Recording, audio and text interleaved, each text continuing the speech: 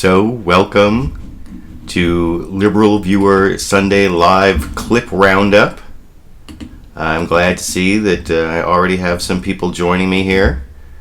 I've got some great clips scheduled. This LiberalViewer Sunday Live Clip Roundup is a show I do on Sundays at 6:30 p.m. Pacific, where I find some clips, usually from the Sunday talking head pundit shows, but also from some other quasi-news related shows, and I'll have a clip from Real Time with Bill Maher on today's show. And because I often see clips that I'd like to make a video about, but I don't have enough information or enough time, and so this is kind of the show where I can round up some of the good clips from the weekend, and especially the Sunday shows, and show them to you, my viewers, and give you my commentary on them. And then at the end I can look in the comment section and I can get myself some live discussion going about current events. So let me just take a quick look here at what's going on with my viewers. Everyone can hear me and see me, I'm hoping. Having some viewers watching and being able to hear and see me. I think what I will start with today is I have a clip from about the basketball player Jason Collins, who came out as gay this last week. That was covered on just about all the Sunday shows, and through the week it was covered on all the cable news networks, and it was kind of a big story, and then I heard on Fox News there were some people like saying, why should this be such a big story, and they were kind of complaining about it. One person who I thought made a good comment, who was on a couple different Sunday news shows this morning, was this former Baltimore Raven linebacker and gay rights advocate Brendan Ayanbadejo, who was on Meet the Press. And he was asked why it is that this is such a big deal, especially for male sports. And so anyway, here is the clip. Brendan, you wrote this week very powerfully about the fact that lesbians have come out in pro sports, have not gotten this kind of attention. Why do you think? Why is this so much different? I think it's just a little bit harder to break the lines in men's sport. People have this idea of what gayness is. And my good friend Ezra Tuolo is a 300-pound physical defensive lineman in football. And people think that gayness has something to do with femininity, when really we just need to erase that stereotypes from our minds, because LGBT people come in all different types and shapes and forms. So I think that's really what we're fighting. But the beautiful thing about what Brittany Griner did is that it barely made a splash, and that's what we're trying to do in men's sports. When people announce that they're gay, we don't even want it to change the climate or anything in sports. We just want everybody to be accepted, and people can go out there and they can love who they want to love and be who they are, so they can not only be better people, but they can also be better athletes. Finally. And I think that's an important point that a lot of people didn't make in this whole Jason Collins thing. Why is it important for in the major male sports for someone to come out as gay? And it's because that is, if you're looking for like the hotbed of homophobia beyond places like the Westboro Baptist Church, where you're going to look? You're going to look in middle school and high school male locker rooms and sports teams, and that is where I think where you're most likely to hear people question other people's sexual orientation in a pejorative way. And I think that kind of schoolyard sports type of atmosphere is where that is sort of like the last bastion of homophobia. Well, not the last bastion, but one of the last bastions of homophobia. And that's an important point that I thought this Brendan, with the difficult last name, Brendan Ayanbadejo said on Meet the Press, that I wanted to share with all of you, because that was, for some reason, this story did get a lot of play on all the Sunday news shows and on a lot of the cable news shows during the week. Now, the second clip I wanted to play for you, I made this video in the last week or about a week ago, right-wing austerity economics based on spreadsheet error, where I talked about this big debate about whether government spending stimulates the economy. You know, because I was always taught in high school and college that that's how the United States got out of the Great Depression. You know, I mentioned this in the video, is through public works spending and then through World War II. And then there's this whole right-wing Tea Party movement trying to say that government spending drowns out private sector spending and kills growth. But the evidence just isn't there on that. And I talked about government spending. One thing I didn't talk about was monetary policy, just because the video was already too long and I couldn't talk about the other tools of government or quasi-government, which is like the central bank, the Federal Reserve, through lowering interest rates and making money cheaper and more available through what's called quantitative easing. That's the other tools that government have besides spending that, you know, to sort of like promote economic growth. And all those spigots were open, the low interest rates, the quantitative easing, and the stimulus at the beginning of the Obama administration. And I think it did have a good effect. And so I wanted to play this clip of billionaire Warren Buffett being profiled on This Week with George Stephanopoulos, who was talking about the stimulus spending and the bailouts from the Great Recession in 2008 in this clip here. We've had a lot of fiscal stimulus. We've had an extraordinary amount of monetary stimulus. And I think those were the right things to be doing, considering the incredible situation that existed in 2008. I generally approve of what, in the latter stages, when after it hit, what the Bush administration did. I approve of what the Obama administration has done. Nothing is perfect, but we had some huge problems in 2008, and our country is doing reasonably well coming out of that. It's a lot slower than people would like, but it was a lot bigger problem than any of us had ever seen. And I think that's an important clip to look at, because Warren Buffett is a smart guy when it comes to economics, and he has the Berkshire Hathaway track record to prove it. And so that is a wise old man, economist, supporter of Barack Obama, telling you that stimulus and monetary policy did have some effect keeping us from this terrible, I don't know what people call it, like a liquidity trap, or, you know, there are all sorts of weird names for it, but the Great Recession. So anyway, I thought that was an important clip to share with you. And I also wanted to share a clip with you this week, not from one of the Sunday political pundit shows, but from Real Time with Bill Maher. You know, I've made several videos about drones when targeted killing and the Obama administration's war on terror going over the line. I think the last one I made was something on limits on Obama's flying killer robots, something like that. And I've talked a little bit about the U.S. citizens who were killed by drones overseas by the Obama administration. One was this anti-American cleric, Anwar al-awlaki, who was killed by a drone. But you know, that raises a lot of questions. And I'm not saying only the killing of U.S. citizens by drones raised questions, but the killing of U.S. citizens by drones raised additional questions. And then there's actually the killing of his teenage son. I think is Abdul Rahman al-awlaki, if I'm pronouncing that correctly. And that may be like one of the least justified of all the killings. And so I have a clip here of Jeremy Scahill on Real Time with Bill Maher last Friday talking about that in this clip. I got to know that family very, very well. He had nothing to do whatsoever with terrorism. And you know, so it's kind of a future crime. It's almost pre-crime. Like Minority Report it's pre-crime stuff. So what happens, this kid is his dad gets killed. He's in this restaurant 2 weeks later with his teenage cousins and their friends, and a drone appears over it and blows them up. The White House has never explained why they killed this kid. And to this day, Obama's never been asked about it. And when Robert Gibbs, who at the time was the senior spokesman of the Obama re-election campaign, was asked about it, Gibbs said he should have had a more responsible father.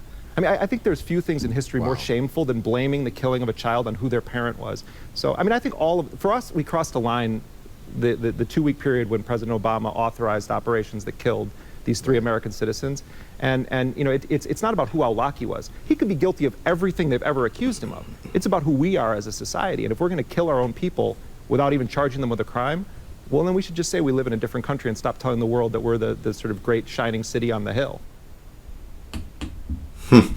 I definitely agree with that. That was a really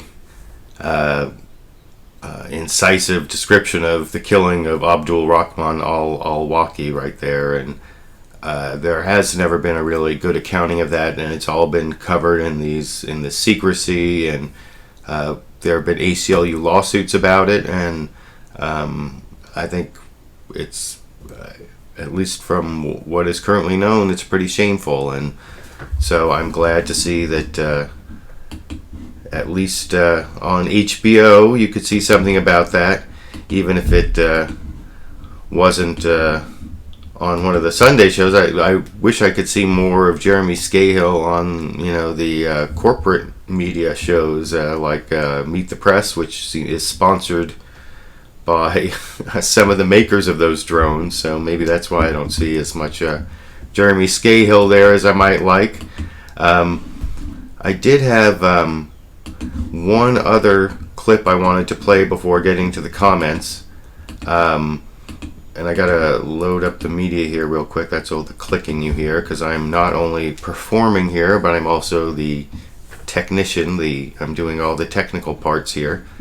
I've got to load up one more thing here, and so Fox News Sunday started with, believe it or not, we're back to Benghazi again. I made a couple clips around the election about the terrorist attack on the consulate in Benghazi in Libya, and Fox News has played this up and turned it into like worse than Watergate. I think that was one of the Marsha. I can't remember her last name. The one of the only like woman in the Republican leadership in the House right now. Said that it was like worse than Watergate, and Mitt Romney got really stung on the whole thing at the debates when he was corrected about whether Barack Obama called it a terrorist attack the day after in the Rose Garden. And anyway, one thing before I play this clip, I started watching, or I got to watch most of Face the Nation, and they had Darrell Issa on, and it seems like some actual things, there may be a little dirt, finally, some evidence may be coming out in congressional hearings this week on Benghazi, 8 months later, although I've heard this kind of stuff played up before and then nothing come of it.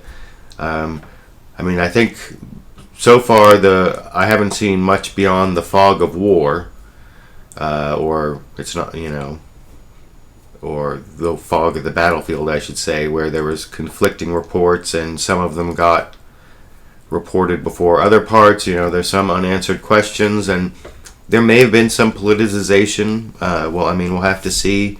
Certainly what there was on the Republican side, so we'll see if there was on the Democrat, the side of the Obama campaign.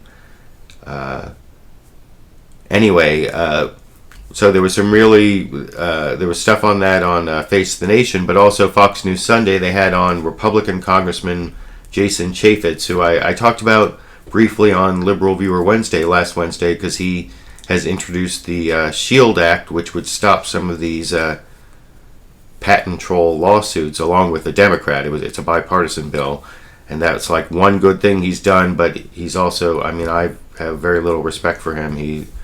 He's I've seen him do a lot of negative things, and I actually made a video about Jason Chaffetz back in 2010. Here it is. A Republican calls Kobe Bryant ignorant, in which he inexplicably called Kobe Bryant ignorant because there was like some basketball day or Lakers day, and he said it wasn't worth honoring basketball players because what do they know about Congress? And Kobe Bryant, I am wearing my Lakers shirt here. I'm an old-time Lakers fan, back from like the Magic Johnson days and the Kareem Abdul-Jabbar days. I'm not so much a Kobe Bryant fan, and the Lakers aren't doing that well this season.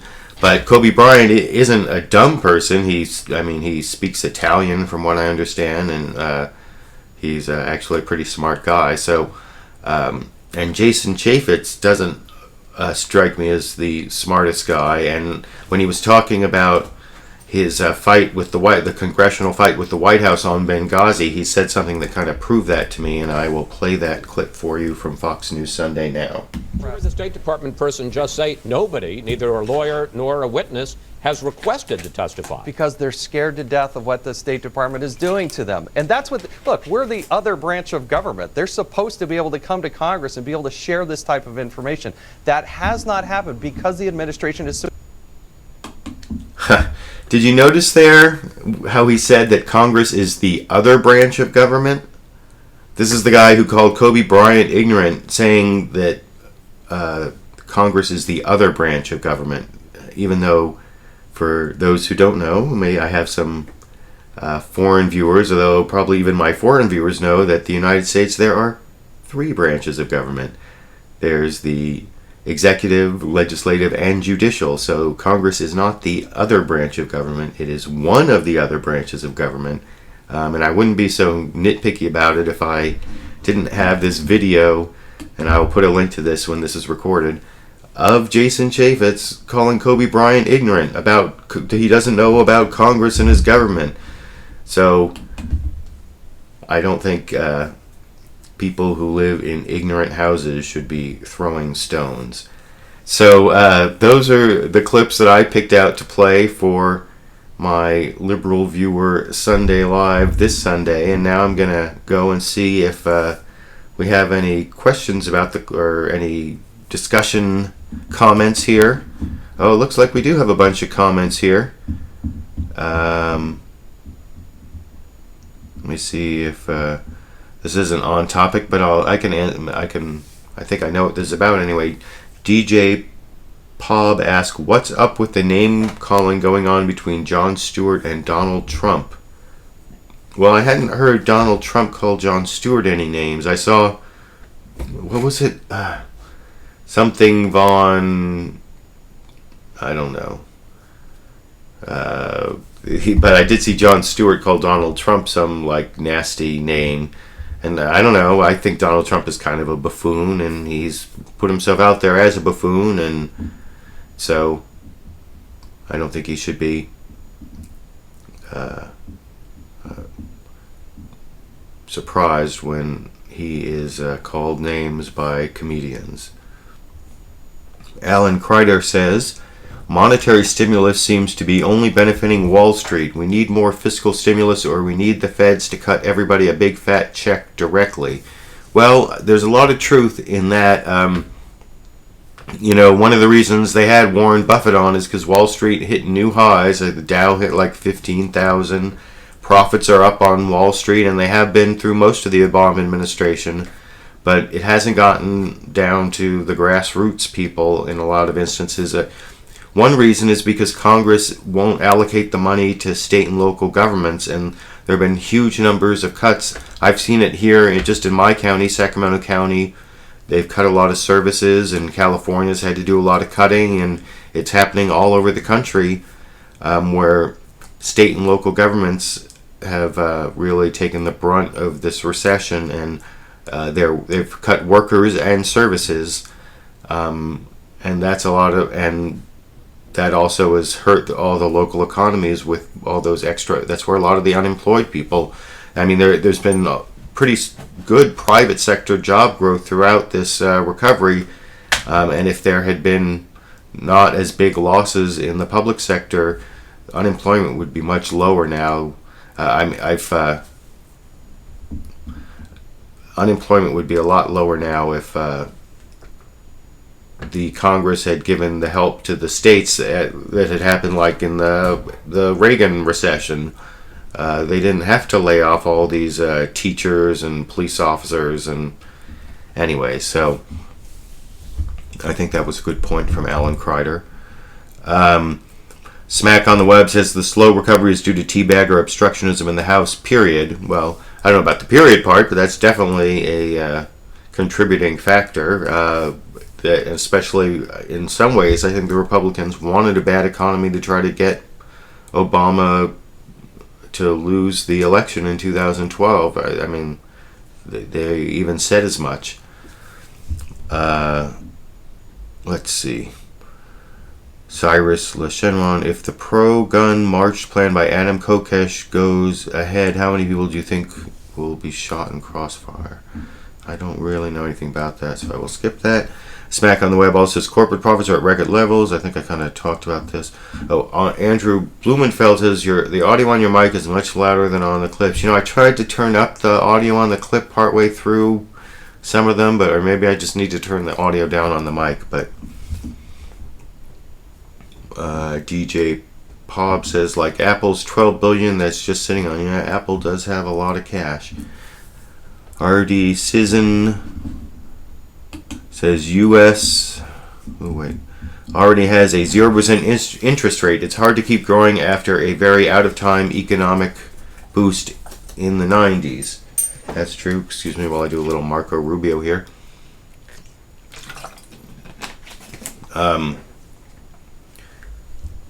It's true. The tools that the Federal Reserve has, lowering interest rates and basically printing money or making more money available through quantitative easing, those are pretty much maxed out. The stimulus, I'm sorry, I just saw the name that Jon Stewart called Donald Trump. Someone else put it. Go Sue Monsters. It's Fuckface Von Clownstick. Yeah, that was what it was. But it's true that interest rates are at 0% basically, and that's basically the Fed sets the rates that it charges banks for short-term loans, and that affects kind of the interest rates throughout the economy. And the stimulus could have been bigger, and I think maybe it was as big as it could be politically, which has to do with that teabagger obstructionism. They were saying that $1 trillion stimulus, that word trillion was politically unpalatable, and I think they tried to get it in under $1 trillion, but that is a political decision, and it wasn't really an economic decision. Economically, the stimulus needed to be, many hundred billions larger than that to really, and especially, as I was saying before, with more stimulus granted to the state and local governments to stop all those layoffs. So, let's see. Volker Mueller 55, do you think the Israeli airstrike on Damascus was warranted? Well, I mean, I haven't gotten a lot of information about it. What I have seen is that they were supposedly striking these more advanced Scud missiles from getting to Hezbollah that could hit Tel Aviv. That's the rationale for it. I mean, it's difficult for me sitting here at home to judge the accuracy of that story. So, I mean, I think Israel does have a right to protect itself like any country, but I'm not a supporter of the Israeli occupation of the West Bank and the Gaza Strip. But of course, that is also a very complicated issue, and it's not, there's been withdrawals and there have been attempts to broker peace, and Palestinians never miss an opportunity, and and that's only peripherally related to what's going on in Syria and Hezbollah, and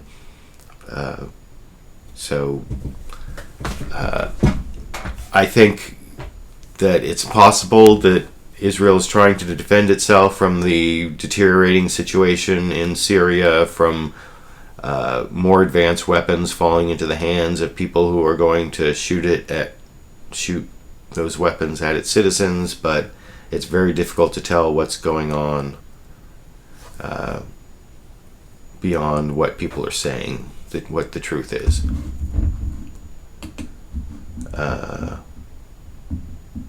Let me see. I think I'm almost finishing up here. Oh, I see. Oh, and I said what the name is that Jon Stewart has been calling Donald Trump, and then someone's telling me that Donald has been responded by referring to him by his Jewish surname. Right? Isn't Jon Stewart's was born with a Jewish surname, but I think I have time. I don't see really any on-topic comments here, and I'm almost out of time. And Andrew Blumenfeld saying, you never fail to mention Marco Rubio when you drink water. Well, I think that I'm not the only person who's trying to make that into a thing, and I think, Marco Rubio is going to be running for president in 2016. I'd say about a 90% chance, so I think if we can turn that into a thing, it's not as good as the Santorum thing, but I think the on-camera drink of water should start to be called a Marco Rubio, and I'm just trying to do my part. 420 Atheism asked, so I guess I'll take this as a last question before I sign off. Do you think all drugs should be legal? Well, I mean, philosophically, I believe I have the libertarian belief that the government shouldn't have the power to decide what you do with your own body.